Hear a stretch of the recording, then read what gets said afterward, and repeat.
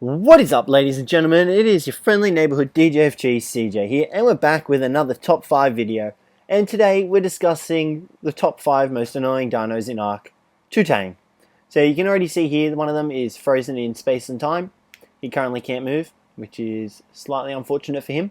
So yeah, guys, today we've got 5 dinosaurs that we're going to talk about. Well, 5 dinosaurs and fish people things that we're going to talk about that are a pain in the butt to tame. Now, 3 of these are passive tames. Which is probably the more annoying version of the tame, which is why they're on this list. And the other 2 are not passive tames, they're just a real big pain in the butt. Alrighty, so let's get on with it. So as you can see here, everything's frozen as I've only got players only activated, just so you guys can get a proper look at them, and then I'll show you why they're a pain in the butt to tame. So this is in no particular order either. So here we have the Pelagornis, the pelican seagull thing. So pretty much what makes this a pain in the butt to tame, an annoyance, is that it majority of the time flies over the water. So the only way you're actually able to get it to knock it out, obviously, is for it to come into land and wait for it to land on land, pretty much. If it's not flying over land, it's swimming in the water, and that makes it also more difficult, which is why this little sucker is on the list. And then another thing is once it gets to land and it's regained its stamina, pretty much takes off again and it's back out over the ocean. Alrighty, so the second one.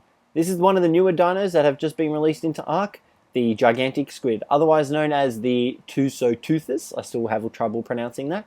Now, this guy is one of the passive tames that I was mentioning earlier, and due to the fact that he's a passive tame, obviously, and that taming him requires, well, his kibble is black pearls, which are very difficult to find if you don't know the right place to look for them, which is at the bottom of the ocean, aka. So pretty much what happens with this guy is he latches onto your dinosaurs and slowly puts them to sleep and deals damage to them. And, you know, it's not like little amounts of damage, it's huge amounts of damage that he does to them, which is why he's such a powerful dinosaur, and why you need a powerful dinosaur to be able to tame him. So pretty much what happens is he latches on with his tentacles onto your dino, and what you've got to do is you've got to jump off your dino and you've got to come over to that beak there, you can see his beak there, and feed him. Now, black pearls are pretty much his kibble, but you can feed him other food, but black pearls are preferred, obviously. You can have the food stacks up as well, up to 50 I think, but he's still really annoying just because of his high damage, and he lives in the ocean pretty much. And because you need either like a turtle or like a mosasaur or a plesiosaur to be able to go up and tame him. And you've got to make sure that they have a lot of health, otherwise they're just going to get destroyed. Alrighty, number 3, the Cjthecheesedj. Now, this guy is on the list because of his ingredient that he needs to be able to tame. So pretty much this guy needs beer. Now, if you're playing on a server with like a few other people, it's quite easy to get beer and get access to it. But if you're playing on a single player world, it takes quite a bit of time to get beer. And then you have to stick it up his butt, because it's a passive tame. Now, you can use Mejo berries, however, there's a huge difference, and I wouldn't recommend using Mejo berries to tame these guys up, because you'll be there for a very long time. But that's why this guy's on the list for, just because, you know, he takes beer to get tamed up. And that is a lovely face you have, good sir. Look at that. Can we examine your nostrils? Delicious boogies. So yeah, that's pretty much why this guy's on the list, and beer. And as well, if you happen just to, you know, accidentally tap his little leg on while you're trying to tame him, he'll just turn completely aggro and just go after you like a bloodhound. He's just nuts, and he's powerful as well, which is also a downside. Alright, number 4. Now, I can't remember where we spawned this guy in, actually. It's a very good question. Okay, so we may have lost our 4th dino that we spawned in for the purpose of... Oh, here he is. So number 4 is the 3rd and final passive tame that I was mentioning, the Gigantopithecus. Now, this guy is pretty much like the Cjthecheesedj, except slightly easier to tame. Pretty much, this guy is Mejo berries, and you stick it up his butt, right in his butt there. And if you touch him, obviously, he'll aggro on you and go literally ape crazy on you. That's the reason why this guy's on the list for. As well as that, this guy's kibble is actually one of the most difficult kibbles to come across. It's Titanoboa kibble. Now, that makes him an extremely lengthy tame to tame. That makes sense, an extremely lengthy tame to tame. If you want to tame him using Mejo berries. Titanoboa kibble, however, is very rare to come across, because obviously Titanoboa eggs are very rare to come across, because you can't tame them and you can't breed them together. So yeah, it makes it quite difficult at this stage. That's why this guy is on the list as well. He's number 4. Now, number 5 is everyone's favorite dino from Scorched Earth.